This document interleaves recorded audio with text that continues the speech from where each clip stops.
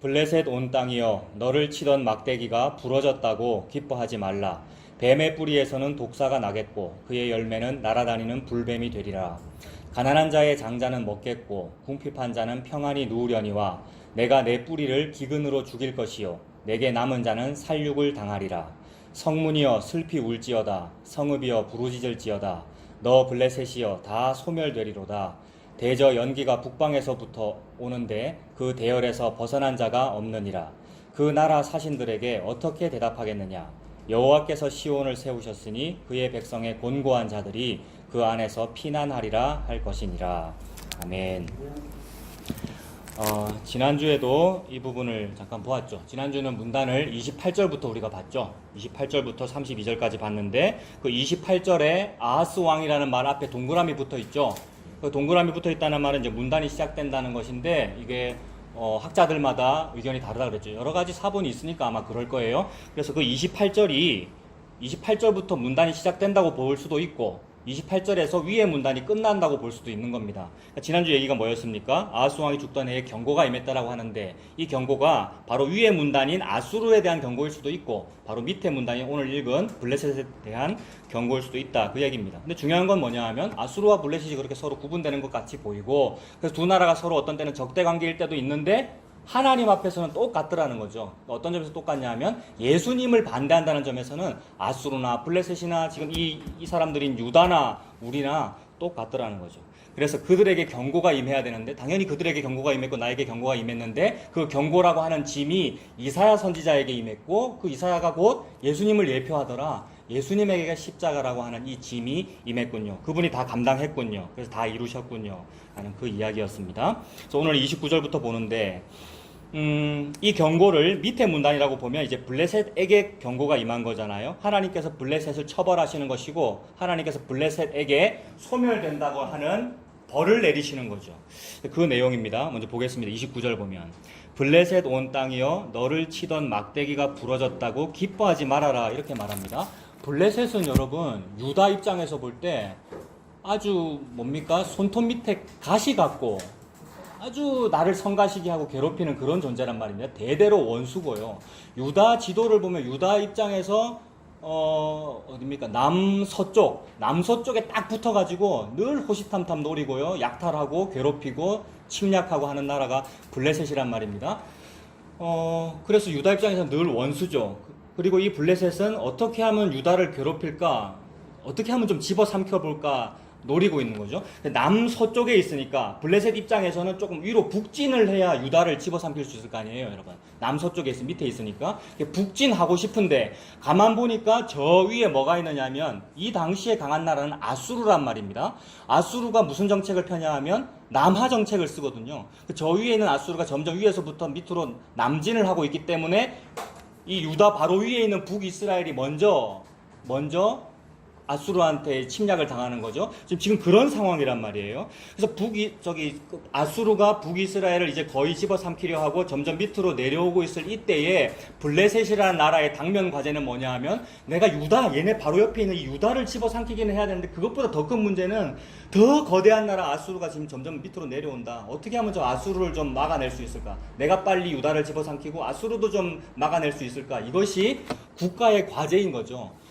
그때도 그랬는데 옛날에 무슨 중세시대 때도 그랬고 무슨 대항해 시대 때도 그랬고 지금 2000년대도 모든 나라들은 다 이거 하고 있죠. 지금 일본이 지금 뭐 하고 있습니까? 이거 하고 있죠. 지금 일본이 경제 가지고 이거 하고 있고 미국도 그거 하고 있고 중국도 그거 하고 있고 우리는 그 틈바구니에서 우리 방법대로 또 우리 나름대로 또 이거 하고 있고요. 우리도 먹고 살아야 되니까 모든 나라가 다 이런 걸 하고 있네요.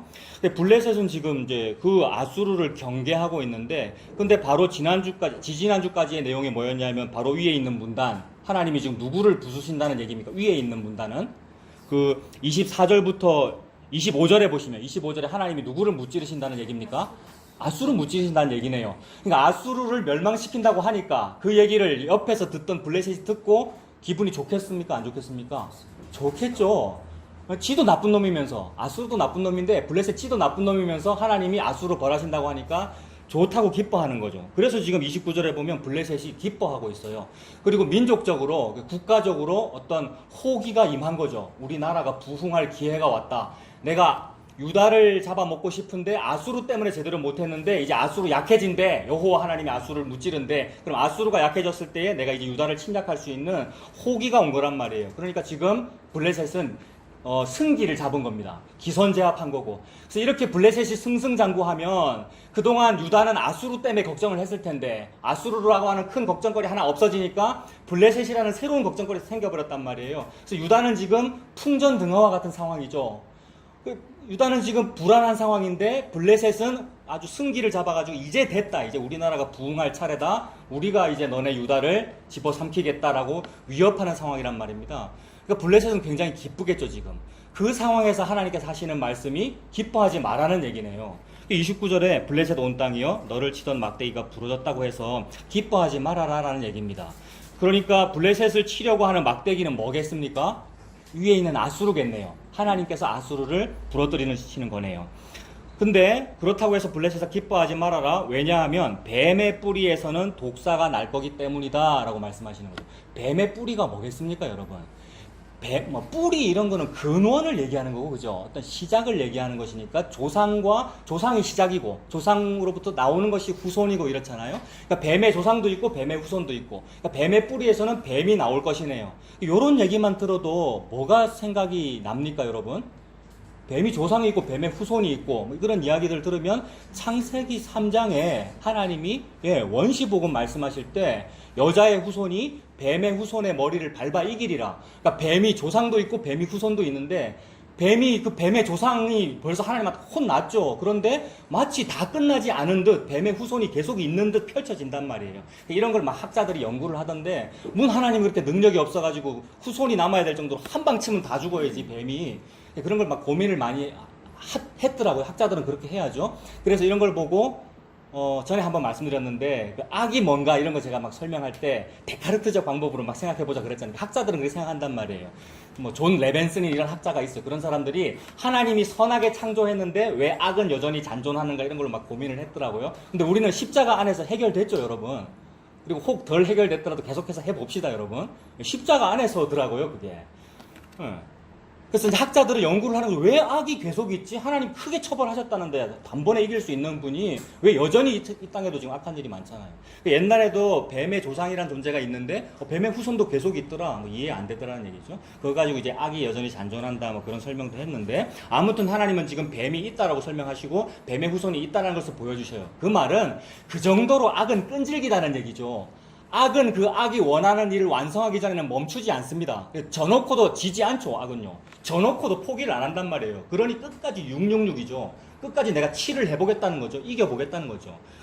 지가 진짜로 악이 아니라면 졌을 때 인정을 할 거예요. 악이 아니면 내가 졌을 때 제가 졌습니다. 인정을 할 겁니다. 그래서 지고 나서 제가 졌습니다라고 하면 그게 뭐예요?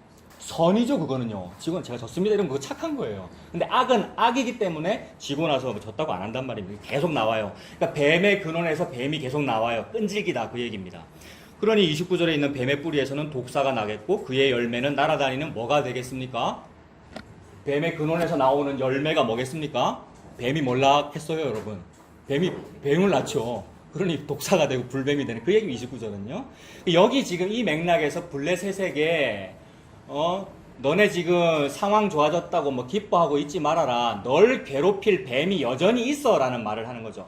블레셋 너네도 뱀인데 니들 뱀이면서 똑바로 못하면서 다른 뱀을 들어 몽둥이로 삼아서 너와 그리고 유다도 마찬가지도 너와 유다를 내가 막대기로 사람 막대기와 인생 채찍으로 고생으로 처벌할 거야. 그런 얘기입니다.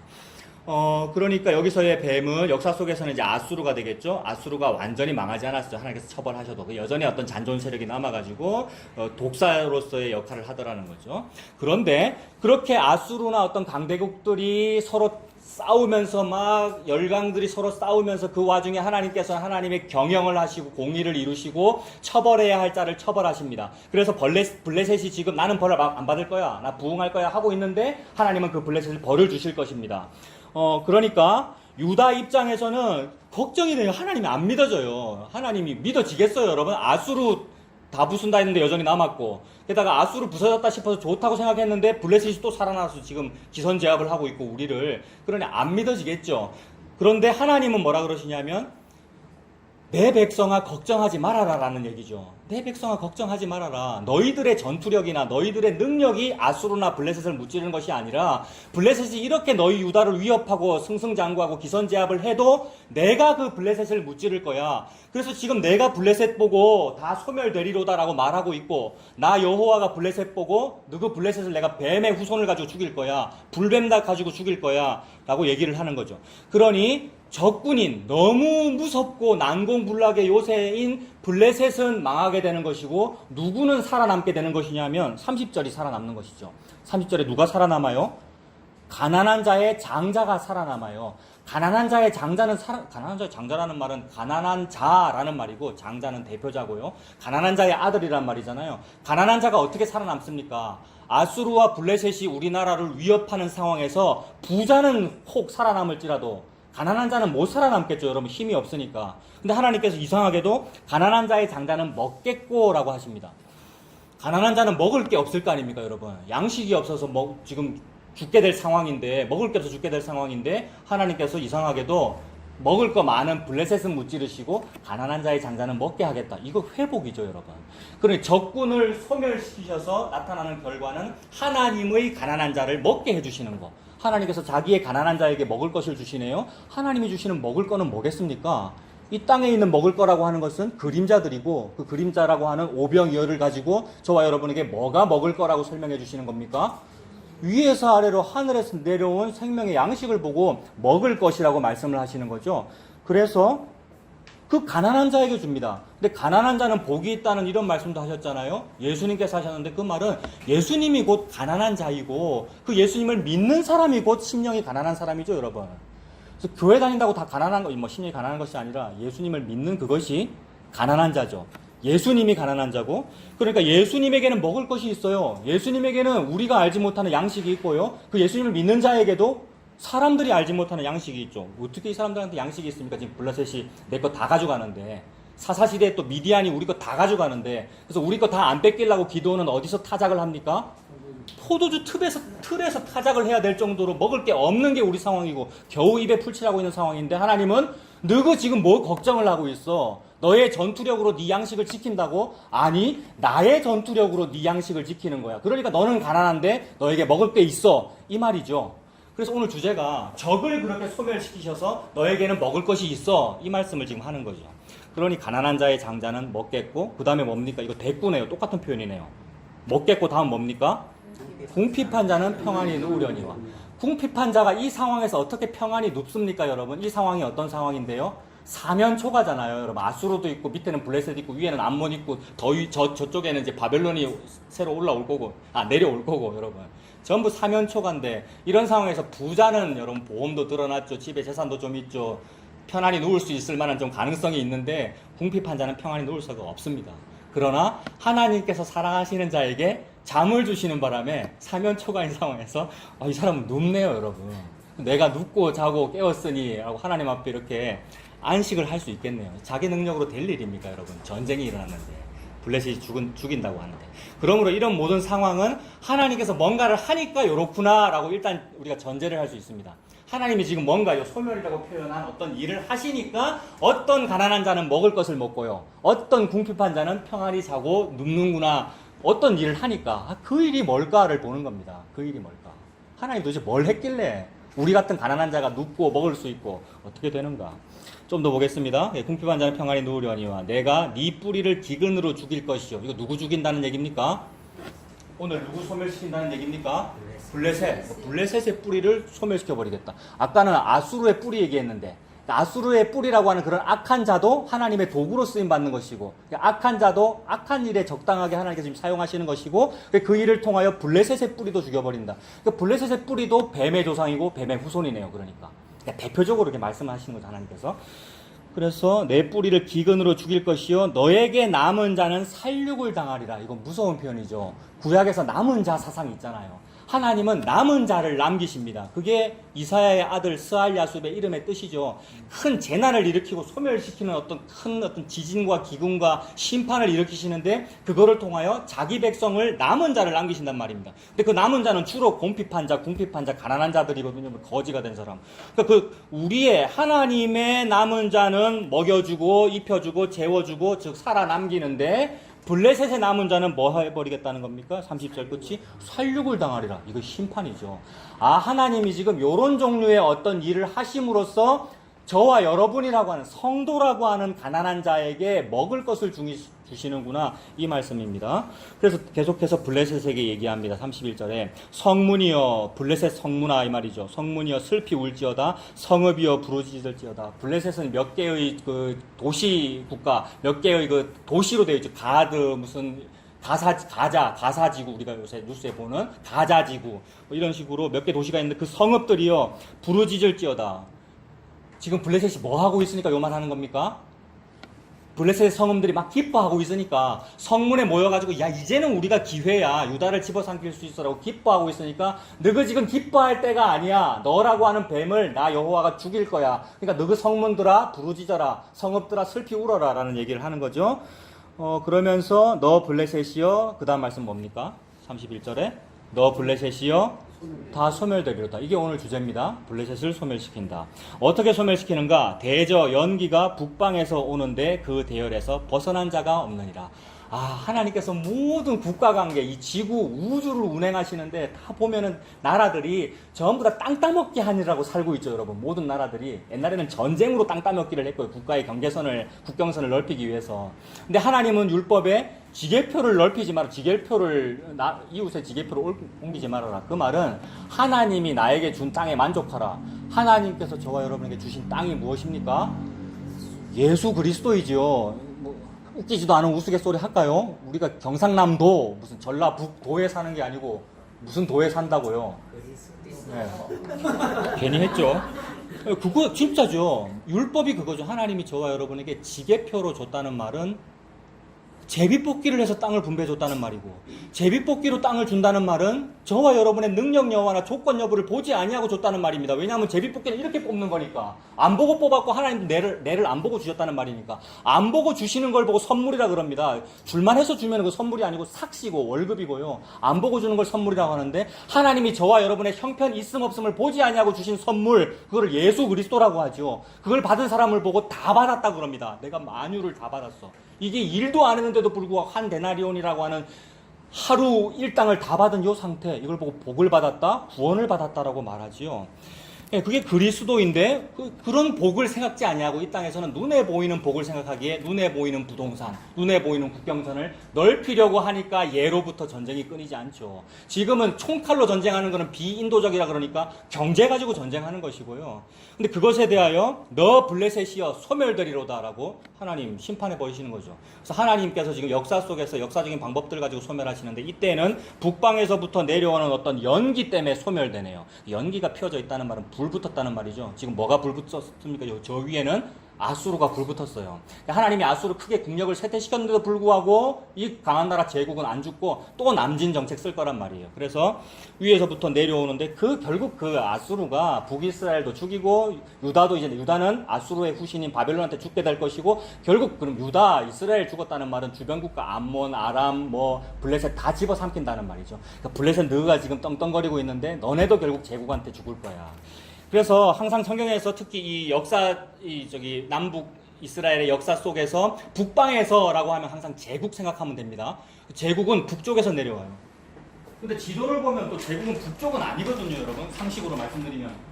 유다는 여기 있는 게 이스라엘이고 제국은 요쯤에 있단 말이거든요. 아수르 여기 적혀 있고 바벨 여기 적혀 있는데 요쪽이 제국이란 말이에요. 그러니까 이스라엘의 입장에서 동쪽이 제국인데 성경은 북방이라 그래요. 왜 그러냐면 이게 이 지역이 돌아서 오고 비옥한 초승달지대라고 이렇게 부르기 때문에 그 비옥한 길을 따라서 옛날에는 도로도 잘 없고 강가를 따라서 가는 거잖아요. 큰 강 유역을. 티그리스 유프라테스 강이 여기가 상류고 여기가 하류인데 그러니까 제국이 이렇게 발달을 하는 것이고 이렇게 돌아서 내려오기에 늘 하나님께서 보여주시기를 북쪽에서 내려온다. 그러니까 못 알아듣는 백성은 제국은 동쪽에 있는데 이거 무슨 얘기냐라고 하겠죠. 근데 하나님이 이거 계시를 하시는 거죠. 너네 제국한테 죽는다. 제국 그렇게 좋아하는데, 그러니까 외제 좋아하고 미제 좋아하고 일제 좋아하는데 그 제국한테 네가 죽는다. 포로 잡혀가는 거야 라는 말씀을 하는 거죠. 자, 그 과정을 통해서 블레셋도 그렇게 죽습니다. 그래서 블레셋이 소멸된다는 이야기죠. 그렇게 되면 이제 지난주에 봤던 결론인데 32절과 같은 일이 펼쳐집니다. 그 나라 사신들에게 어떻게 대답하겠느냐? 자, 블레셋은 지금 자기가 죽으니까 강한 제국이 막 올 때에 어떻게라도 살아남으려면 고육지책을 짜야 되고, 지금 우리나라의 어떤 통상교섭 본부장인가 누가 일본이 괴롭히니까 어디 갔습니까? 우리나라 정치가가 지금 어디 갔어요? 미국 갔잖아요, 여러분. 일본이 괴롭히는데 일본한테 가는 게 아니고, 왜 그랬어요? 그 나라 사신한테 가서 대답하려고. 이게 상황이죠. 이것도 비슷해요. 32절에 그 나라 사신들에게 가서 어떻게 대답하겠느냐. 그러니까 아수르 사신들한테도 말을 해야 되고 그들의 국방부 대변인한테도 협상을 해야 되고 해야 된단 말이에요. 근데 우리는 우리 인간의 지혜로 어떻게 하면 이 전쟁을 잠재울까? 어떻게 하면 강한 무기로 전쟁을 억제할까? 그래서 핵을 가지는 것도 전쟁 억지력 때문에 가지는 거다. 사드를 배치해라. 막 이러고 있는데 하나님은 그거 대책 아니래요. 이거 지난주 말씀드린 이거 결론이죠. 대책이 뭐예요? 하나님께서 마련하신 일이 여호와께서 시온을 세우시면 그 시온이 너의 피난처다라는 것이 하나님의 유일한 결론입니다. 시온을 세우신다는 말은 시온에 예수 그리스도를 세우신다는 말이죠. 그것은 십자가이죠. 그러므로 그 십자가 아래 피하는 것이 유일한 대책이다라는 말씀이죠. 32절 뒷부분이 여호와께서 시온을 세우셨으니 그의 백성의 권고한 자들이 그 안에서 피난하리라. 자, 그러니까 지금 하나님께서 어떠한 소멸시키는 일을 하심으로써 시온에 하나님의 도피성이 서는 이야기고, 그 일로 말미암아 강하다고 떵떵거리는 교만한 그런 자들은 어떤 심판을 받던데, 이상하게도 가난하고 궁핍한 자는 먹을 것이 생기고 평안함을 얻더라라는 이야기입니다. 그래서 저는 이런 스토리에서 뭐가 느껴지느냐 하면, 블레셋이 지금 막 승승장구해가지고 약한 나라 유다를 막 괴롭혀요. 겉으로 막 겁을 주면서. 그러니까 블레셋이 굉장히 커진 상태가 돼가지고 큰 파워와 크기를 가지고 약한 자를 이렇게 겁을 주는 상황. 여러분, 이런 거 역사 속에서 기억나는 거 없습니까? 블레셋은 굉장히 키가 크고, 블레셋은 굉장히 거인이고, 하나님의 백성은 쫓겨났고, 이런 스토리. 저는 다윗과 골리앗이 바로 떠올라요. 그렇다면 하나님께서 이거 계시를 통해서 같은 얘기를 하신다면, 이게 일단 전제를 하고요. 이게 같은 얘기라면 그 골리앗과 다윗 이야기에 요것과 같은 이야기겠다라고 이제 전제를 하고 보는 거죠. 그러니까 확증 편향으로 정해놓고 보는 게 아니고, 하나님께서 분명히 동일한 얘기를 하실 거야라는 것이 믿어지기에, 그렇다면 다윗과 골리앗 이야기가 요 얘기이겠구나라고 보는 겁니다. 근데 그렇게 보지 아니하면 어떻게 되느냐 하면, 자꾸 인간의 가능성을 붙잡게 돼요. 제가 그랬죠. 제가 뭐 다른 사람 말할 필요 없이 어린아이 주일학교를 다니는 어린아이에게 다윗과 골리앗 얘기는 얼마나 재미있는 얘기입니까? 그래서 다윗과 골리앗 얘기에서 골리앗 되고 싶은 어린이가 어디 있겠어요, 여러분? 다윗 되려고 하죠. 제가 그렇게 살았단 말이에요. 우리가 다 그렇죠. 다윗뿐입니까? 모세되자 그렇고 여호수아 본받아 앞으로 가자 그랬고, 우리가 찬양 가사 좋은 가사입니다만은, 근데 그것이 아니라 하나님은 뭔가 다른 얘기를 하시겠구나. 하나님이 하시는 그 소멸이라는 일을 옛날에는 다윗과 골리앗 스토리를 가지고 하셨겠다 이렇게 볼 수 있습니다. 자, 그래서 그 부분을 읽어봅시다. 사무엘상 17장 구약 435페이지.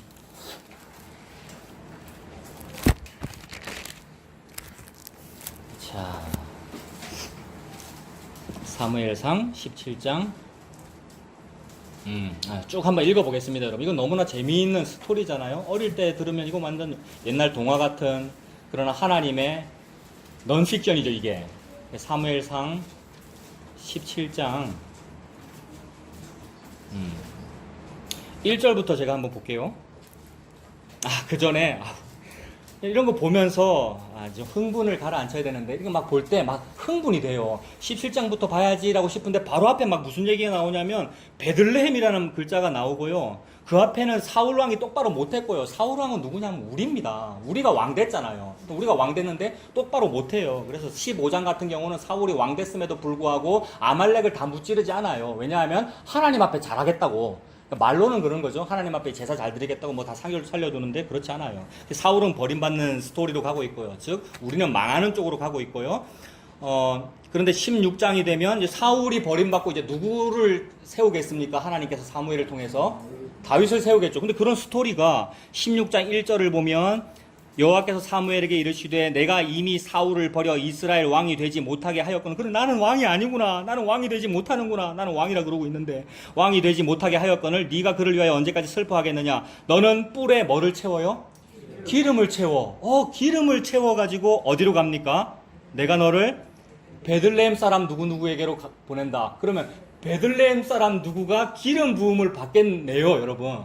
그럼 이 스토리는 그리스도에 대한 이야기구나. 그리스도라는 말은 기름 부음을 받은 자라는 이야기고 예수님 이야기니까 그래 수천 년 전부터 하나님은 예수님 이야기를 하고 있구나. 그것이 또 보입니다. 그래서 16장에서 그 베들레헴이라는 얘기 벌써 다 했고 다윗 이야기 이미 다 소개를 했고 이거는 이제 소개잖아요. 소개하고 기름 부음이라는 이미지도 다 드러난 다음에 그 다윗이 어디로 오느냐 하면 사울에게로 와요. 16장 14절 같은 경우에 이제 사울이 버림받고 나니까 정신병 걸리는 거잖아요. 악령이 들어가지고 번민하고 막 괴로워하고 막 그러고 있는데 어린 소년 다윗이 와가지고 뭘 하죠? 악기를 막 연주를 하니까 평안해지더라. 그러니까 사울에게 이제 다윗이 제시된 거죠. 저와 여러분은 악령 들렸죠, 여러분. 우리는 귀신 들린 상태잖아요. 귀신 들린 나, 즉 죄라고 하는 얽매임이 있는 나에게 예수 그리스도가 제시된 거, 이게 복음이잖아요. 예수님이 저와 여러분에게 왔습니다. 근데 우리는 싫다 그러죠. 싫다 그래요. 사울이 결국 나중에는 죽이려 하죠. 자, 그 상황에서 17장입니다. 사무엘상 17장 1절 보세요. 어느 사람들입니까? 블레셋 사람들이, 오늘 이사야 그 얘기죠, 여러분. 같은 스토리입니다. 그러니까 블레셋 사람들이 그들의 군대를 모으고 싸우고자 하여 유다에 속한 소고에 모여 여기여기에 진을 치매 사울과 이스라엘 사람들이 모여서 여기여기에 또 진을 치고 서로 군대가 전열을 딱 벌였다. 대치하고 있습니다. 3절 블레셋 사람들은 이쪽에 섰고 이스라엘 사람들은 저쪽에 섰다. 4절 블레셋 사람들의 진영에서 누가 나옵니까? 싸움을 도두는 자. 여러분, 싸움을 도두는 자. 그냥 여러 군인들이 총칼 들고 막 덤벼라 싸우자면서 뛰어오면 그래도 막 좀 괜찮은데 제일 무섭게 생긴 어떤 놈이 한 놈이 딱 나와가지고 내가 너를 다 죽인다라고 이러면서 싸움을 도두면 여러분 약이 오르면서도 어찌 할 수가 없고 이게 우리의 상황입니다. 사면초가 내가 내 죄를 알면서도 그 죄를 제어할 수 없고 어찌할 수 없는 상황. 속수무책이잖아요, 여러분. 내가 내 죄의 경계면을 활성시킬 수 없단 말입니다. 죄를 분리할 수 없는 이 상황 알면서도 율법이 뭔지도 알면서도 지키지도 못하고 지키려 하지도 않는 게 우리의 상황. 이런 게 속수무책이죠. 싸움을 도두는 자가 나타나요. 이 속수무책의 상황입니다. 아수르의 국방부 대변인 이름 뭐죠, 여러분? 랍사게가 윈모 수도 세탁자의 밭 큰 길에 서가지고 하는 일이 싸움을 도두는 말이란 말이에요. 뭐 어찌게 그것도 지그나라 말로 안 하고 유다 말로 여러분. 싸움을 도두는 말, 그 연설이잖아요. 국방부 연설. 싸움을 도두는 자가 나타나가지고 그의 이름이 뭐였습니까? 자, 이건 쭉 봐야 됩니다. 4절에 그 이름 뭡니까? 골리앗이고 어디 사람이랍니까? 가드 사람. 블레셋에는 6개의 큰 성읍이 있는데 그 중에 대표적인 성읍 가드입니다. 아까 요 가드를 보고 하나님 뭐라고 하셨어요? 이사야서에서 성읍이여 부르짖어라, 성문이여 기뻐하지 말아라, 너그 이제 울어라 이 말입니다. 가드가 곧 울게 되겠죠. 이제 블레셋 성 가드가. 가드 사람입니다. 그의 키는 몇 규빗입니까? 6규빗 한 뼘이래요. 한 규빗이 요걸 규빗이라 그러거든요. 여기서부터 여기까지. 그러니까 40에서 한 50cm. 요게 규빗. 이게 6개가 있고 한 뼘이 더 있대네요. 오늘날의 미터법으로 하면 한 3m 될 겁니다. 근데 또 다른 사본에는 4규빗이라는 맛도 있더라고요. 그러니까 2m에서 3m. 2m만 돼도 이미 크고요. 3m. 이건 거인이죠. 거인이 나타났어요. 5절에 머리에는 노투구를 썼고 몸에는 비늘 갑옷을 입었으니 그 갑옷의 무게는 얼마입니까? 놋 5,000세겔 60kg이래요, 여러분. 꽤 무겁죠? 옷이 60kg이면 이거 엄청난 거잖아요. 그의 다리에는 놋 각반을 쳤고 어깨 사이에는 놋 단창을 메었으니 그 창자루는 배틀채 같고 창날은 철 600세겔이며 7kg 정도 된답니다. 창자루 전체가 배틀채와 같은데 끝에 달린 창날의 무게만 7kg니까 어마어마하죠. 이것도 옛날식 설교 방법을 써야 되나? 이럴 때 놀라셔야 됩니다. 뭐, 이러면. 예? 안 놀래는 여러분이 놀랍다 이렇게 해서. 예. 아유, 죄송합니다. 아무튼, 이거는 하나님이 넌픽션인데, 놀래라는 말을 하는 거죠. 이렇게 대단한 게 너의 죄고 너의 대적이야. 네가 지금 이런 대적을 대적인 줄도 모르고 네 몸에 붙이고 있어, 지금. 죄인데, 이 죄를 내가 떼내지도 못해. 이거 무서워. 무서워해야 너무 무서워. 속수무책이에요. 이건 떼내지도 못해. 내가 어떻게 해결할 수 없는 문제점을 말하죠. 그래서 나에게는, 여러분에게는 해결할 수 없는 근원적인 문제점이 있습니다 라는 것을 보고 교리적으로는 전적 타락이라 그러죠. 나는 전적으로 타락했고 무능력하기에 이걸 조금 더 해결하지 못합니다. 1kg도 못 들겠는데 7kg를 어떻게 들어요? 뭐 이런 거란 말이에요, 여러분. 나는 안 되는군요에 도달하게 되는 겁니다.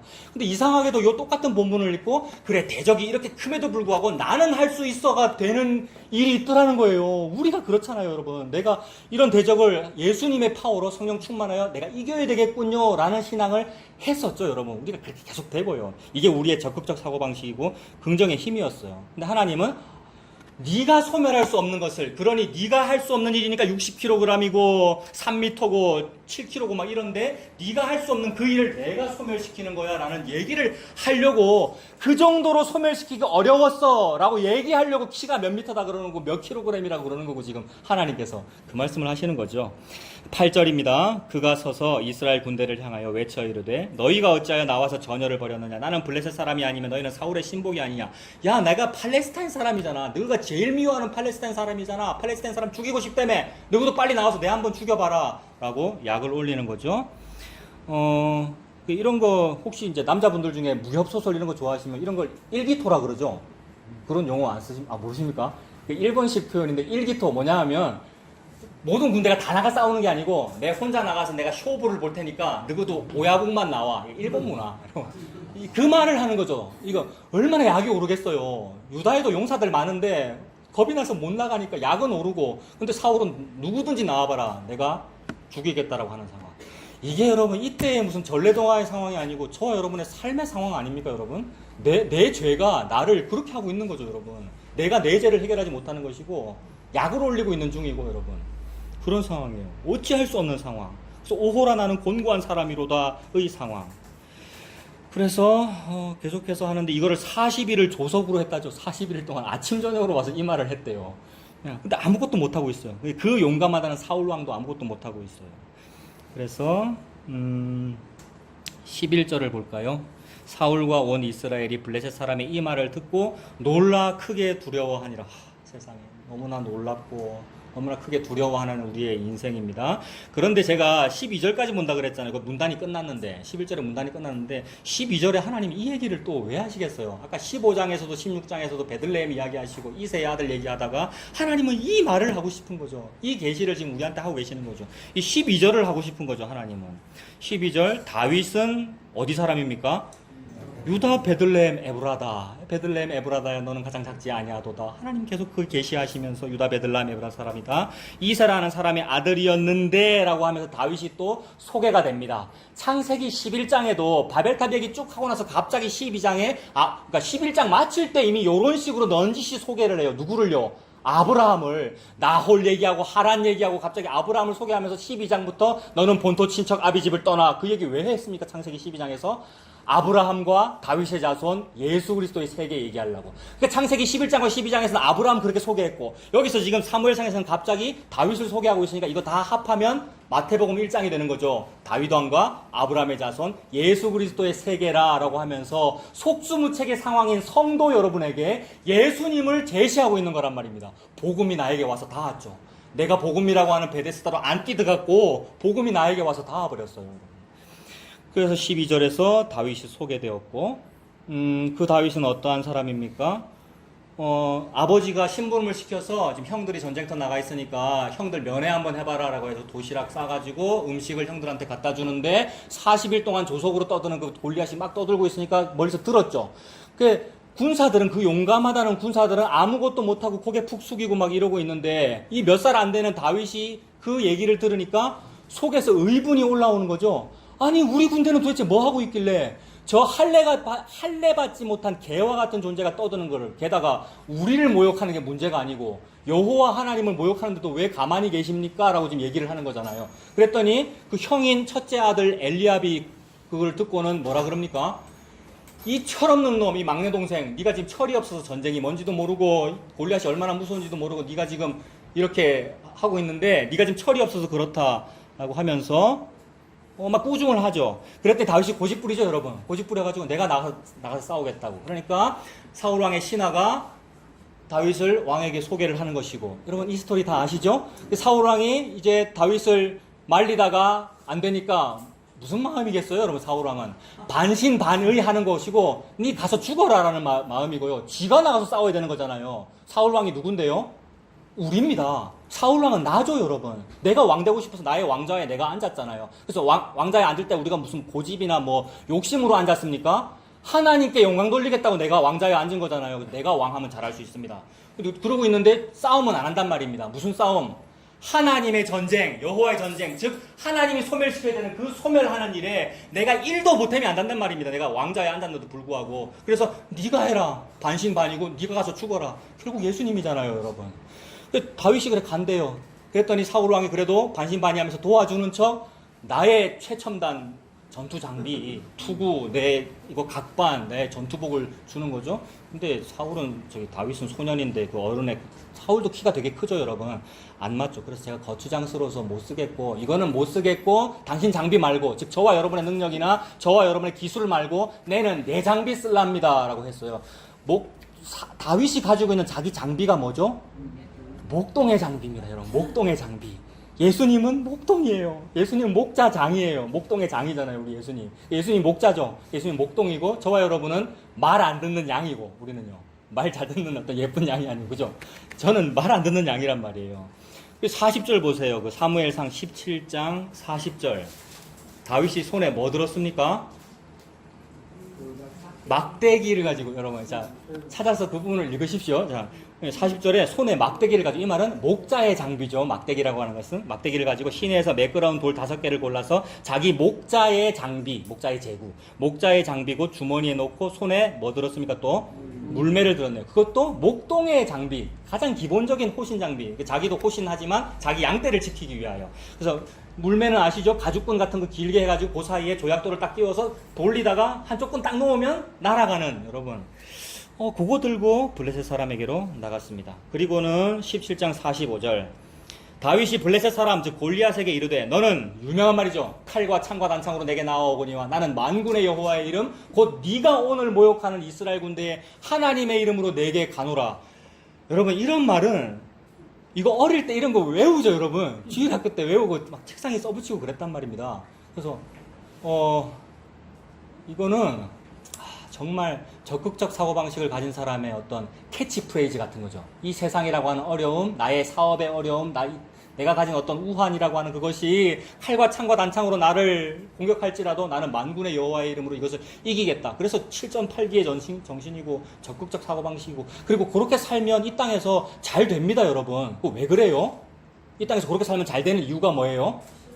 쉬운 대로 거두니까요. 적극적 사고방식으로 열심히 시험 공부를 하면 시험에 합격하는 게 그게 맞잖아요, 이 땅에서. 근데 그렇게 했는데도 합격을 안 될 때는 내가 좀 공부를 덜 했거나 아니면 운동장이 기울어졌거나, 즉 이 땅에 뭐가 잘못됐거나. 그러니까 이 땅은 잘못되어 있는 게 맞아요, 그러니까. 그거 가지고 너무 원통해할 필요 없는 거죠. 열심히 하면 되는 거죠, 그러니까. 자기가 원하는 어떤 목표가 있다면. 근데 하나님은 이게 그 얘기를 하는 게 아니라 네가 아무리 열심히 해도 안 되는 그 일을 니는 지금 안 하고 있어, 이 말입니다. 아무리 열심히 해도 나는 뱀의 후손을 소멸시키는 그 일을 못 한단 말이에요. 오히려 뱀의 후손과 짝짝꿍이 돼 있지. 그게 내가 선악과를 먹은 것이고. 근데 하나님께서 그거를 원시복음이잖아요. 창세기 3장에서 이미 그거 내가 해결할 거야. 즉 여자의 후손, 너희들이 남자거든요. 남자의 후손 말고 나의 정력이 포함되지 아니한 여자의 후손, 예수 그리스도가 뱀의 후손을 소멸시키라는 얘기를 이렇게 66권으로 막 펼치신 거죠, 모자이크처럼. 그래서 여기서 지금 칼과 창과 단창으로 내게 나아오거니와 라고 외치는 그분은 예수 그리스도입니다. 근데 어릴 때부터 제 얘기하죠. 어릴 때부터 열심히 교회 다닌 저는 당연히 이게 나라고 생각하죠, 여러분.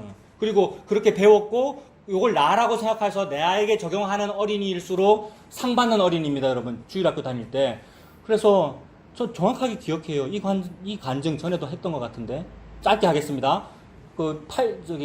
86년도거든요. 왜냐하면 제가 국민학교 3학년 때고 그때가 86 아시안 게임이 있었기 때문에 기억을 한단 말입니다. 저희 아버지는 막 술 드시고 그러니까 지금 생각하면 좀 분노 조절 장애 뭐 그런 거예요. 그래서 한 2, 3일에 한 번씩 저와 저희 엄마가 남의 집에 가서 자야 됐거든요. 그래서 딱 오늘도 퇴근 시간 넘었는데 어느 술집에 어디서 우리 엄마가 이제 술집 밖에서 딱 보면 술 취했다 싶으면 집에 와서 저한테 얘기를 하면 저는 이미 숙제를 다 해놨죠. 숙제 다 해놓고 가방을 미리 딱 싸놔요. 그래 가방 딱 문지방에 딱 놔두고 언제든지 나갈 수 있게 준비를 해놓는단 말입니다. 그날도 딱 준비해가지고 천안 장로교회, 여러분 충청남도 천안역 앞에 있어요. 최근에 가봤는데 아직도 있더라고요. 갔는데 늘 가서 자는 여자 전도사님, 그 아줌마 전도사님 방이 있어요. 옛날에는 그런 분 많았어요. 그래서 요새는 모자복원이라든지 모자원 이런 거 있잖아요. 영도 청학동에도 있고. 근데 옛날에 그런 거 없어서 교회 같은 데는 같이 자고 그랬잖아요. 참 이런 거는 참 아무도 우리를 안 받아주는데 아이고 와서 자세요 이렇게 해주신 분이 너무 고마워요. 그날도 이제 그 방에서 자고 그 다음날 아침에 비가 부슬부슬 오는데 엄마한테 50원인가 얼마 버스비 받아가지고 천안역에서 우리 국민학교까지 버스 타고 가려고 이제 내려가는데 비가 부슬부슬 오는데 웬 블레셋 사람 골리앗이 저에게 나타났다니까요, 여러분. 믿습니까? 나는 3학년짜리인데 고등학생 형인지 뭔지 모르겠는데 웬 불량배가 우산으로 나를 이렇게 확 가리더니 기억이 안 나는데 라이탄지 칼인지 잘 모르겠는데 탁 들이대고 있는 돈 다 내놔 그러는 거예요. 나는 50원인가 얼마인가 뭐 버스비 조금 있었고 근데 저는 무섭잖아요, 국민학교 3학년인데. 근데 0.3초 만에 요거 바로 떠올랐습니다. 믿음이 얼마나 좋은데요. 너는 칼과 창과 단창으로 내게 나아오거니와 나는 만군의 여호와의 이름으로 내게 가노라를 속으로 하고, 여러분 이런 간증이 이거 재밌고 오래 가면 안 되는데, 여러분 그때 그랬다고요. 속으로 하고 돈이 필요하면 내가 줄 수도 있지만 이렇게 부당한 방법으로는 줄 수 없어요 이랬단 말이에요. 다윗이죠. 물맷돌이잖아요. 이거잖아요. 자, 그렇게 하니까 이 사람이 뻘쭘한 거예요, 이제. 겁을 먹고 무서워할 줄 알았는데, 이렇게 당돌하게 얘기를 하니까 뻘쭘해가지고, 어버버 하더라고요. 그리고, 가라, 그러더라고요. 그래서 저는 이제 어떤 승리를 만끽하면서 버스 정류장까지 갔는데, 어떻게 걸어가는지 그때 이제 기억이 안 나요. 기억이 안 나고 버스를 탔는데, 버스에서 제가 쓰러졌던 게 생각이 나요. 그러니까 다리가 확 풀리고 막 무너졌어요. 주변에 아줌마들이, 야가 와 이라노, 막 이렇게 했어요. 근데, 그때는 요게 그 다음 주부터 교회 가서 막 얘기하고 우리 엄마가 교회 집사님들 막 얘기하고 야, 이 간증거리가 있다 막 이러고 저는 괜히 칭찬 듣고 기분 좋고 이랬는데 지금 와서 생각하니까 뭐가 떠오르냐면 그 당시에 뭐 너는 칼과 창과 단창으로 요거는 왜 그랬는지 모르겠고 어떤 어릴 때부터 배운 거고 주일학교 때 배운 거고 지금 기억나는 거는 버스에서 다리에 힘 풀린 거 요게 기억나요. 그러면 내가 그 어떤 파워로 나의 어떤 난국을 타개한 것이 내 힘이면 다리가 힘이 안 풀리네죠, 여러분. 근데 버스에서 다리가 힘이 풀리더라는 말은 안 되는구나. 내가 겁을 너무 무서웠구나. 내가 내 힘도 내 몸도 마음대로 가누지 못하는구나. 이것을 통하여 하나님이 잠깐 우리가 잘하는 일도 있고 7.8개도 있고 가끔씩 사업 성공도 있고 뭐 여러 가지 일들이 있겠지만은 우리는 근원적으로 안 되는 존재야 라는 것을 보여주는 거죠. 그래서 똑같은 말씀과 똑같은 간증 무슨 인생 스토리를 겪고도 그 안에서 인간의 가능성을 자꾸 발견하게 되면 그게 참 너무 안타까운 거고요. 그렇게 살았는데 우리가 인간의 가능성이 발견되기보다는 아이고 저는 버스에서 다리가 풀리던데요 라는 게 발견이 되면 참으로 이게 우리가 뭔지를 발견한 겁니다. 내가 누군지를 알게 된 거예요. 내가 나를 알아야 되는 거잖아요. 내가 나를 안다는 것도 사도 바울이 점점 자기가 뭔지를 알아가죠. 내가 죄인 중에 괴수군요. 죄인 중에 괴수라는 것은 저는 다리에 힘이 풀리는 사람이군요. 라는 걸 알아가는 거죠. 그러므로 내가 그 불량배를 그날 내가 불량배를 소멸한 것이 아니라 그 불량배라고 하는 그림자를 통하여 진짜 보여주는 하나님께서 뱀의 후손이라는 존재가 있는데 즉 너의 죄라는 존재가 있는데 그것을 네 다리 풀리는 그런 힘과 너의 무슨 잠깐 외워서 말하는 너의 그 믿음이라는 확신이라는 그것이 이기는 것이 아니라 내 아들 예수 그리스도가 그것을 소멸시키는 것이다 라는 것을 하나님이 또 지금 보여주고 계십니다. 그래서 다윗이 즉 예수 그리스도의 영이 임한 다윗의 혈통으로 태어난 예수 그리스도니까 예수 그리스도가 먼저 계시는 것이고 그 영이 임한 이 다윗이 말하기를 예수님의 말을 독백으로 지금 한 거죠. 너는 칼과 창과 단창으로 내게 나오거니와 난 너에게 간다라고 하면서 물맷돌 딱 해가지고 확 던졌습니다.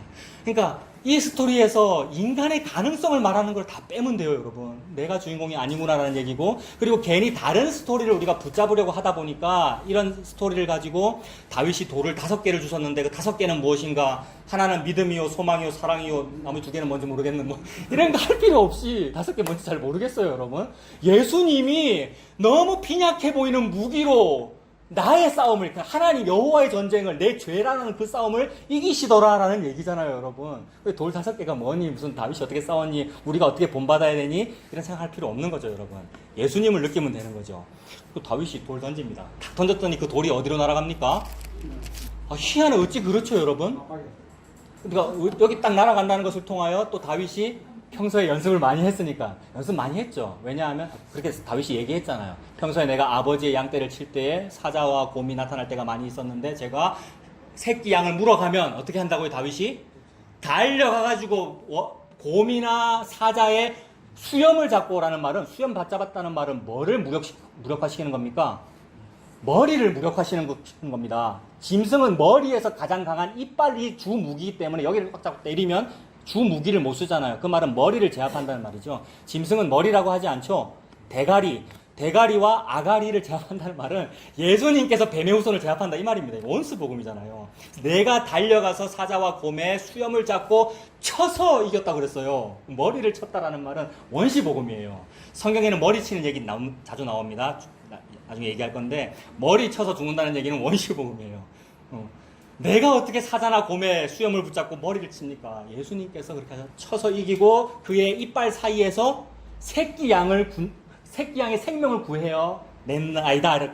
냈습니다라고 말한단 말입니다. 그러니까 죽어 마땅한 우리를 구해내기 위하여 원수의 머리를 쳐서 이기십니다. 예수님 이야기죠. 그래서 그 돌멩이가 적의 머리에 날아가고 이마에 날아가서 급소에 박혀서 죽고 골리앗이 쓰러졌는데 다윗은 칼이 없으니까 달려가가지고 골리앗의 칼을 뽑아서 뭐를 뱁니까? 쓰러졌는데 그 머리 왜 뱁니까, 여러분? 하나님께서 머리 베는 얘기 왜 하십니까? 이거 예수님 얘기야 라는 거 보여주시려고요, 여러분. 후대의 증거를 삼으려고요. 그래서 이 스토리를 읽고 하나님 제가 잘했죠? 제가 다윗을 본받아 이렇게 적극적 사고방식을 살았습니다 라고 말하는 자에게 하나님 무슨 말씀하시려고요? 머리라고 적혀있는 거 못 읽었어? 라고 말씀하시려고요. 그러니까 믿는 자에게는 이것이 구원의 근거가 되지만 믿지 못하는 자에게는 이것이 지옥 보내는 근거가 돼요. 내가 너 읽으라고 분명히 적어놨고 거기 머리라고 했잖아. 창세기 3장 15절에도 머리라고 했잖아. 예수 얘기잖아. 예수 얘기인데 너는 안 믿고 왜 너를 믿었니? 라고 말씀하시기 위해서. 너무 무서운 거죠, 그러니까. 똑같은 문장인데 어떤 자에게는 걸려 넘어지는 함정이고요. 어떤 분에게는, 믿는 자에게는 구원이 되지요. 그래서 다윗이 머리 베고 이겼습니다. 이것도 원시복음의 성취입니다. 그래서 이렇게 이겼는데 또 안타까운 일은 그 뒤에 사울이 요것 때문에 미워하죠, 여러분. 즉 내가 예수 또 미워해요, 여러분. 우리가 그래요. 사울이 또 시기 질투해가지고 다윗은 만만히요, 사울은 천천히 해가지고 미워. 그런 스토리가 나오죠. 그래서 이 원시복음 여러분 이미 아시는 거 읽어드리겠습니다. 창세기 3장 15절에 내가 너로, 하나님께서 뱀한테 하시는 말씀이죠. 내가 너로 여자와 원수가 되게 하고 네 후손도 여자의 후손과 원수가 되게 하리니 여자의 후손은 네 머리를 상하게 할 것이요 라고 이미 얘기했다는 거죠. 창세기에 이미. 이것이 하나님의 죄에 대한 소멸입니다. 그런데 이 일을 하시면서 하나님은 어떻게 됩니까? 하나님의 아들이 발 뒤꿈치를 상하게 된다. 고통을 당하게 되시네요. 십자가네요, 여러분. 십자가로 죄라고 하는 원수를 소멸시키는 일. 이 스토리인데 거기다가 감히 우리가 사람의 능력을 개입시킬 수 없단 말입니다. 그래서 여자의 후손은 네 머리를 상하게 할 것이요 너는 그의 발꿈치를 상하게 할 것이니라 라고 말씀했습니다. 그래서 성경 읽으면서 여러 가지 이런 스토리에다가 예수님 이야기를 우리가 떠올려 보면 되죠. 그래서 아까 말씀드린 머리 깨지는 이야기가 뭐 드보라 사사 시대 때 적군 시스라라고 하는 적군이 쳐들어왔는데 드보라 시대 때, 드보라 시대라는 말은 여자의 시대라는 말이고 그 말은 약한 자의 시대, 약한 자다. 강한 자가 지 구실을 못하고, 즉 사울이 지 구실을 못하고 큰형에게 꾸중이나 들어야 되는 막내 동생이 무슨 일을 하는 시대 이 말입니다. 예수님을 말하는 거잖아요. 드보라가 무슨 일을 한다는 말은 약한 자가 무언가를 한다. 예수님이라고 하는 볼품 없고 고운 모양도 없고 풍채도 없고 약한 자라고 손가락질 받는 자가 무슨 일을 한다. 하나님의 구원을 의미하죠. 그 드보라의 시대에 어떤 여자가, 또 다른 여자가, 야엘이라는 여자가 적군 시스라의 뭐를 깨서 죽입니까? 관자놀이를 깨서 죽여요. 징그러운 이야기예요. 천막 말뚝을 뽑아다가 여기를 그래서 적군의 머리가 깨진다는 얘기 원시복음의 성취입니다. 그리고 또 이제 아비멜렉이라는 사람, 원래 이스라엘 사람인데 이게 악한 자가 돼가지고 악인 아비멜렉이 있었는데 그 사람이 죽을 때 어떻게 죽느냐면 그것도 어떤 이름 없는 여인이 성 위에서 맷돌 윗짝을 던졌는데 머리 깨져서 죽는다는 이야기. 악한 자의 머리를 깨시는구나. 하나님께서 무언가를 소멸시킨다는 얘기는 악한 자의 머리를 깨시는구나. 그 스토리입니다. 그리고 이제 사무엘하 21장으로 가면 이 부분에도 또 머리 깨지는 이야기 나옵니다. 사무엘하 21장으로 한번 가보세요. 500페이지.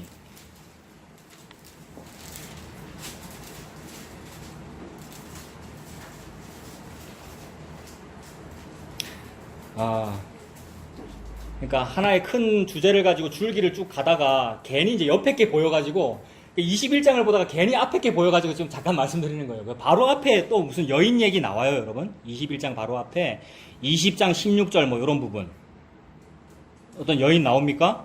예, 어떤 지혜로운 여인 한 사람이 있고 21절에 보면 그 여인이 요압하고 막 이제 딜을 해요. 내가 하겠다고. 여인이 무슨 감히 장군한테 가서 딜을 합니까? 그 당시에 여인이. 근데 약한 자가 무언가 대단한 일을 한다. 이 말은 예수님 이야기죠. 그래서 이 지혜로운 여인이 여기 지금 세바가 다윗을 반역했는데 세바가 다윗을 반역했다. 어떤 악한 자가 하나님을 반역했다. 대적했다는 얘기잖아요.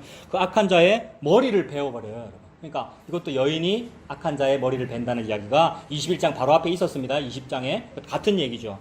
그러니까 여인이 적군의 머리를 이긴다라는 얘기는 그 누구 이야기로 보면 되겠어요? 예수님 이야기로 보면 되겠죠? 약한 자 예수님이 이기신다는 그 이야기고요. 그리고 21장을 보는데 조금 전에 우리가 사무엘상 17장에서도 다윗과 블레셋, 골리앗 뭐 이런 이야기를 봤는데 사무엘하 21장 15절도 참 신기해요. 똑같은 얘기예요, 여러분. 사무엘하 21장 15절도 제목만 봐도 느껴지지 않습니까? 같은 스토리 아니에요? 근데 지금 아까 앞에 스토리는 다윗이 소년일 때고 지금은 여기 스토리는 다윗이 늙었을 때란 말입니다. 한참 지난 뒤인데 하나님 똑같은 얘기 하신다? 성경이 그렇죠, 여러분. 성경이 한참 지난데도 어느 시대를 막론하고 똑같은 얘기를 계속 하고 계시죠. 여기는 단어까지 아예 똑같이 함으로써 믿는 자에게 예수님을 느끼게 하는 거죠. 요거 예수님 스토리다 똑같잖아 이렇게 보게 하시는 거죠. 그래서 21장 15절 블레셋 사람이 다시 이스라엘 치거늘 다윗이 그의 부하들과 함께 내려가서 블레셋 사람과 싸우더니 다윗이 피곤하매 거인족의 아들 중에 거인이다라는 말이고 무게가 300세겔이다 노창을 들었다 새 칼을 찼다 이런 얘기들이 아까 골리앗과 스토리가 비슷하게 전개되는 것이고 17절 같은 경우 스루야의 아들 아비새가 다윗을 도와 그 블레셋 사람들을 쳐 죽이니 그때의 다윗의 추종자들이 그에게 맹세하여 이르되 왕은 다시 우리와 함께 전장에 나가지 마옵소서 이스라엘의 등불이 꺼지지 말게 하옵소서 하니라. 이스라엘 등불이 꺼지지 말게 하옵소서라고 하면서 이 스루야의 아들 아비새라는 말은 뭐 국방부 장관쯤으로 보면 되죠. 장군이라고 보면 되는데 장군이 자기 주군인 다윗을 지키기 위하여 다윗 지금 늙으셔서 피곤하시잖아요. 좀 쉬시고 제가 나가서 싸울게. 괜히 당신께서 나가서 싸우시다가 죽으시면 다윗의 등불이 꺼지게 되니까 라고 하는데 다윗의 등불을 꺼뜨리지 않겠다라고 하는 것은 요압이나 아비새나 스루아나 이런 국방부 장관이 지켜내는 것이 아니라 다윗의 등불을 꺼지지 않도록 하겠다라고 약속하신 그분이 지키시는 거죠. 그분이 하나님이란 말입니다. 하나님이 다윗 보고 네 등불 꺼지지 않게 할 거야 라는 말이니까 예수님의 승리 못하는 일은 없어 라고 하나님이 정해놨다는 말입니다. 다윗은 예수님을 예표하는 것이고 그래서 북이스라엘은 자꾸 역성혁명이 일어나서 쿠데타가 일어나는데 남유다는 쿠데타가 일어나도 제압되고요. 계속해서 자기 성씨가 유지되잖아요. 그 성씨가 뭔데요? 예수님 성씨죠, 여러분. 예수님의 씨가 연결된다. 하나님이 약속했기 때문입니다. 등불이 꺼지지 아니한다. 족보가 끊어지지 아니한다. 누가 태어날 때까지요? 예수님 태어날 때까지요. 마태복음 1장. 그래서 예수님 태어나니까 족보 끝나잖아요, 여러분. 그래서 지금 이 국방부 장관은 내가 지킬게요. 왕이시여 싸우지 마세요. 이랬으나 이건 하나님의 약속이었어요. 그리고 이걸 또 신앙의 고백으로 봐도 돼요, 여러분. 하나님이 그렇게 약속했기 때문에 그 약속을 제가 알기에 제가 그 믿음으로 싸우겠습니다. 이렇게 또 볼 수도 있습니다. 아무튼 이 얘기가 지금 적은 블레셋이고 그들은 거인이며 그들의 무게는 너무나도 많이 나가는데도 불구하고 다윗 편이 이기더라는 얘기입니다. 그래서 그 다윗 편 얘기를 하면서 19절에는 또 어떤 도시가 나와요. 19절에 예수님의 그 태어난 고향 나옵니까? 19절에. 예, 그러니까 이거는 예수님 이야기고 다윗 혈통 이야기이고요. 22절까지 다 그거죠. 22절도 이 네 사람 가드의 거인족의 소생, 이 골리앗의 후손이라 보면 되겠고. 그리고 또 골리앗이라는 단어 자체가 아예 나왔습니다. 19절에 여러분이 한번 눈으로 찾아보세요. 19절에 베들레헴이라는 말도 있고 골리앗이라는 말이 있죠. 이 골리앗 죽었는데 왜 반복합니까? 같은 얘기라는 걸 하려고. 그래서 골리앗의 후손일 텐데 가드 골리앗의 아우라고 하는 걸 보니까 아우라는 말은 후손이라고도 볼 수 있거든요. 그러니까 이미 죽은 그 골리앗을 또 말씀하심으로써 나 여호와가 지금 논픽션을 같은 얘기를 하고 있어. 예수님 이야기죠. 그래서 하나님이 지금 하나님의 적을, 즉 저와 여러분이라고 하는 이 죄를 소멸시키셔서 그의 백성, 그의 아내, 성도를 살리는 일을 하나님 하고 계십니다.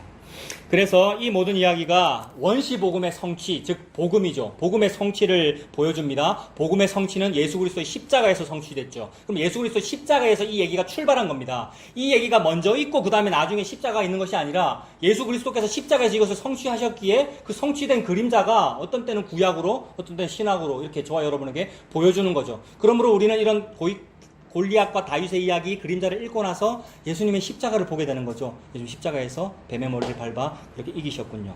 이것을 보고 하나님의 전능함이라고 그럽니다, 여러분.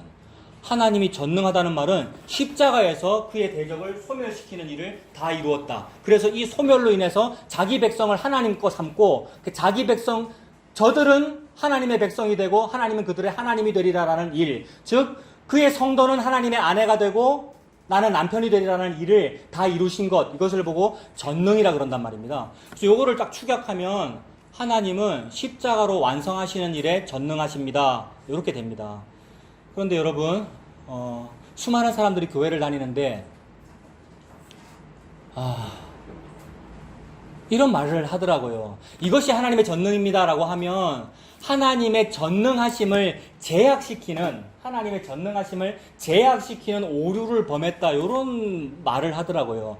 방금 이 말, 하나님은 저와 여러분에게 십자가를 주십니다. 십자가만 주십니다. 예수님만 주십니다. 다른 거 안 주십니다. 예수님 주신 게 다 주신 겁니다. 그것밖에 못 하십니다. 그것만 하십니다. 라는 표현이 되니까 하나님의 전능하심을 제약한 거란 말입니다.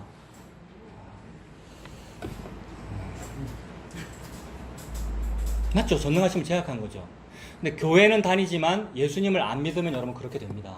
교회는 다니지만 예수님을 안 믿으면 그게 하나님의 전능하심을 제약한 게 돼요. 그러면 뭘 믿는 거냐면, 교회는 다니지만 예수님을 안 믿는 그 사람은 뭘 믿는 거냐면, 하나님은 전능하시잖아요. 하나님 뭐든지 하실 수 있잖아요. 하나님께서 저에게 십자가로 예수님 주시는 일도 하실 수 있지만 그 외에 다른 것도 하실 수 있잖아요. 나를 시험 합격시켜 주시는 거, 나 돈 많이 벌게 해주시는 거, 이런 어려운 일 해결시켜 주시는 거, 이것도 하실 수 있잖아요. 그리고 실제로 우리의 교회 생활과 일상생활에서 예수 그리스도를 믿고 따르는 예수님께서 나에게 오시는 그 일은 눈에 보이지도 않고 마음에 잘 다가오지도 않고, 실제로는 당장 내 직장 생활이 힘들고 너무나도 큰 병에 걸렸고요. 그래서 그런 말을 하면서 그런 분들이 복음 아는 사람을 위협하면서 하는 것이 아니라 다독거리면서, 여러분 복음도 좋지만 실생활을 생각해 보세요. 우리 교회는 얼마나 장애인이 많은 줄 알아요? 얼마나 힘든 일이 많은 줄 알아요? 그 일을 하나님이 하시잖아요. 그거에 전능하다고 얘기를 해야지 왜 이게 전능하다고 얘기를 합니까? 라는 말이라고요. 근데 그렇게 예수님을 안 믿는 거란 말이에요, 여러분. 교회는 다니지만 예수님을 안 믿기 때문에 그렇게 되는 거예요. 그러니까 교회는 다니지만 예수님을 안 믿는다는 말은 무슨 말이냐면, 전적 타락을 받아들이지 않고 나의 종교적인, 사회적인, 아니면 인간적인 가능성을 더욱 확장시키는 데에 예수님이라고 하는 파워를 사용하는 거, 이게 교회는 다니지만 예수님을 안 믿는 겁니다.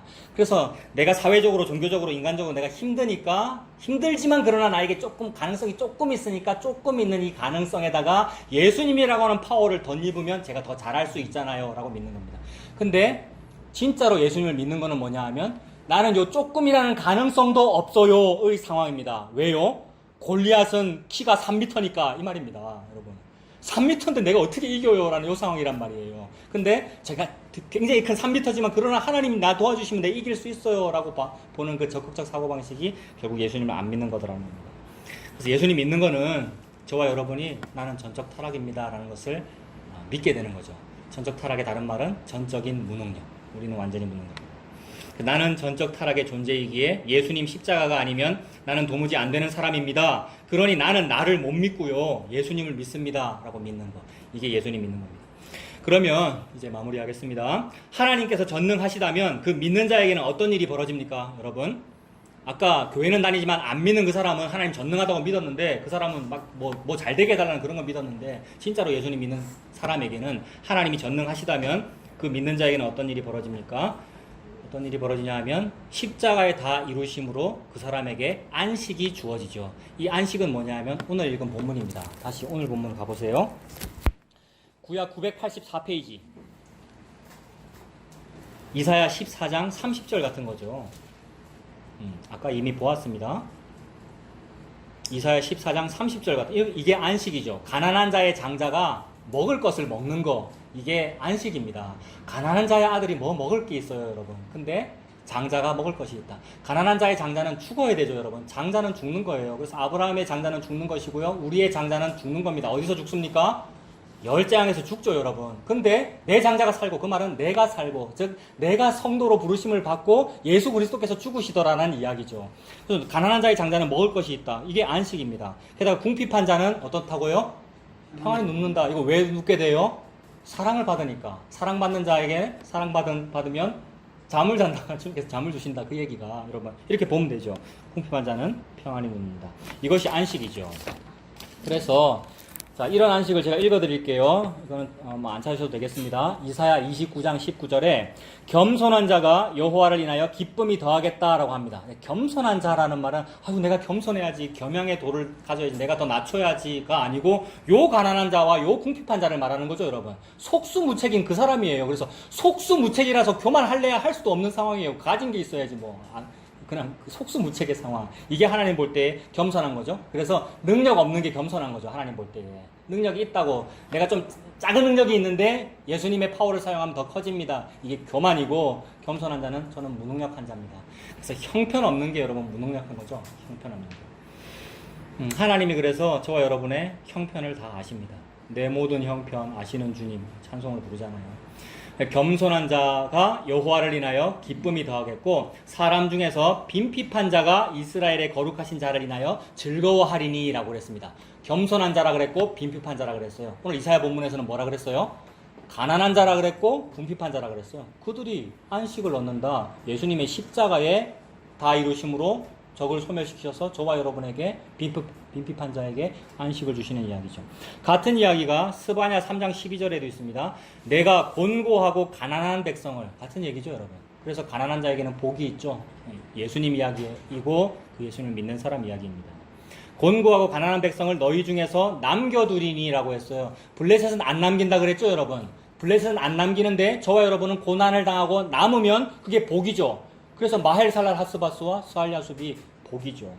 남겨두리니 그들이 여호와의 이름을 의탁하여 보호를 받을지라 라고 했습니다. 여호와의 이름을 의탁하여 보호를 받는 게 뭐 어떻게 하는 게 의탁하는 겁니까, 여러분? 예수님 믿는 게 여호와를 의탁하는 거죠. 그래서 오늘 본문의 결론인 32절이 그 얘기잖아요. 여호와께서 시온을 세우시고 그의 날개 아래, 즉 그 피난처에 도피하는 그 사람이 피난하리라잖아요, 여러분. 32절이. 같은 이야기죠. 예수님의 날개 아래 도피하는 거죠. 그래서 도대체 그 예수님이 그래. 이게 진짜 결론입니다. 마지막으로 한 군데 우리 찾아보고 마칩시다. 그 예수님이 그래. 지금 쭉 설명한 이 일에서 뭘 하셨길래 이 가난한 자와 이 궁핍한 자에게 그 안식이 임합니까? 예수님이 뭘 하셨길래? 도대체 십자가에서 예수님이 무슨 일을 이루셨길래? 예수님 십자가에서 뭘 하셨느냐 하면 그 십자가로 죄악을 다 소멸되리라. 죄악을 소멸하셨고요. 우리가 우리 죄를 소멸 못 시키잖아요. 우리가 우리 죄를 좀 해결해 보려고 우리가 사서삼경을 읽은 거거든요, 여러분. 맞습니까? 우리가 공맹의 도를 따른 이유가 내 죄를 좀 억제시켜서 수신제가 치국평천화 해보려고 그런 거잖아요. 근데 안 되더라는 거죠. 안 되는데도 불구하고 성경을 또 뭐로 사용했습니까? 또 다른 사서삼경으로 사용해서 또 그러고 있는데 안 되더라는 말입니다. 그런데 예수님이 십자가에서 그걸 한다는 말이죠. 내 죄를 소멸시키는 일을. 십자가에서 죄를 소멸시키는 일을 하셨고 또 십자가에서 우리를 하나님의 처소 삼으셨습니다, 여러분. 우리를 하나님의 처소 삼으셨어요. 우리가 어릴 때부터 나는 소년 다윗이에요, 새벽 같은 주의 청년이 될게요 라고 했던 이유는 뭡니까? 잘 짓고 잘 짓세라고 하면서 하나님의 처소를, 하나님의 성소를, 성전을 제가 지을게요 라고 하니라고, 제가 여호수아를 본받을게요, 제가 이 소년 다윗이 될게요 라고 했는데 그게 아니고 네가 어찌 나를 위해서 집을 짓겠느냐, 내가 너를 위해서 집을 지을게 라고 하시면서 하나님이 저와 여러분을 집으로 짓니라고, 즉 교회, 그것이 참된 성전이고요, 예수 그리스도를 머리로 하고 각 지체가 되는 교회로 집을 지으려고, 내가 짓는 게 아니고 하나님께서 짓는 거죠. 그것을 하시느라고 십자가에서 다 이루신 거죠. 그러니까 십자가에서 저와 여러분이 처소로 지어졌습니다. 아까 첫 번째는 뭐라 그랬습니까? 죄악을 소멸시키시고요. 십자가에서 이 두 가지를 하셨네요. 이것이 저와 여러분에게 안식입니다. 죄악을 소멸시키고 저와 여러분을 처소로 만드셨습니다. 그거 찾아보겠습니다. 신약 311페이지 에베소 2장 16절. 신약 311페이지 에베소서 2장 16절.